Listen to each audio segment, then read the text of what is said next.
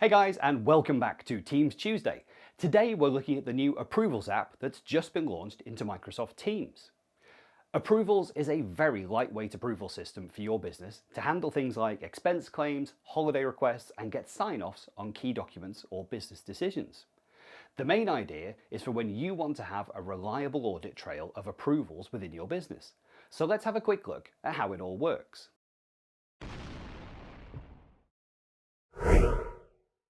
Once again with Teams, this app is actually just using a lot of back-end functionality that you get in Microsoft 365, things like Power Automate, and then just making it really easy for you to use.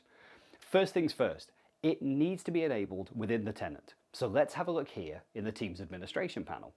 Under the Teams app and then Manage Apps, just do a quick search, and here you can see the app.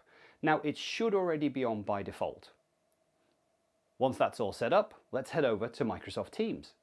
On the left-hand menu, click these three dots and choose Approvals.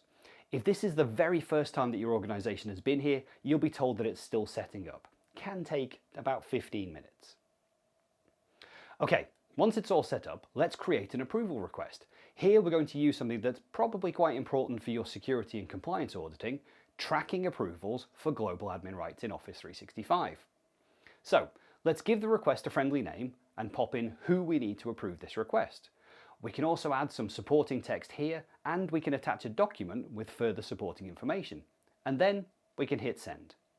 Once it's sent, we're taken to a current list of our outstanding requests. You can see the status, when it was requested, and who the approval was sent to. It's also worth noting here that when you make a request, you can select multiple approvers. And when you do that, you can either require that all people approve or that any one individual can approve, depending on your business process. Okay, so here's our recipient of the request. They'll get alerted up here in Teams that they have a new approval. Once they click on that alert, they're immediately taken to the latest request.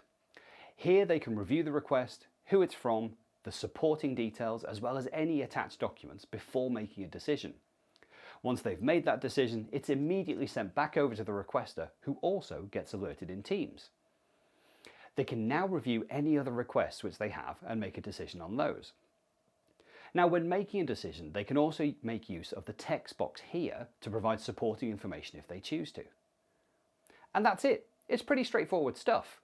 I do just want to cover a couple of drawbacks. Now, firstly, it is a very simple process, and it's led by the person making the request. So if you have an existing business process that you're going to replace with this, it might be that you need a certain set of documents for an approval to take place. Now, there are no templates here to guide the user into supplying the information necessary for an approval. Secondly, the whole idea of an audit log is that it needs to be long-term. So what happens when an approver leads the organization? I think what we're going to see is that we're going to have some things in our approvals that were approved by an unknown user, which isn't overly helpful because all those usernames are all going to be called back from Azure AD, and that's not going to exist for that user anymore.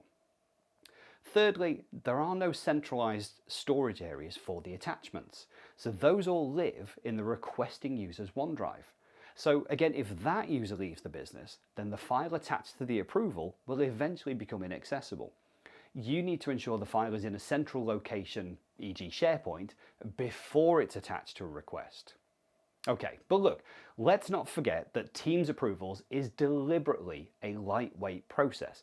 A lot of those drawbacks can be overcome by using Power Automate and SharePoint, which are already included in your Office 365 subscription. So if you do want more complex functionality, you can absolutely do it there yourself. But overall, we found Teams approvals to be a great value add to Teams, a really nice lightweight process that can definitely save some time and a lot of paperwork. Okay, look, if you found this video useful, then please, give us a thumbs up. If you have any questions or comments, please leave them below. And if you'd like to hear more from us, why not click that subscribe button? And that's it. Thanks very much, guys. We will see you next time.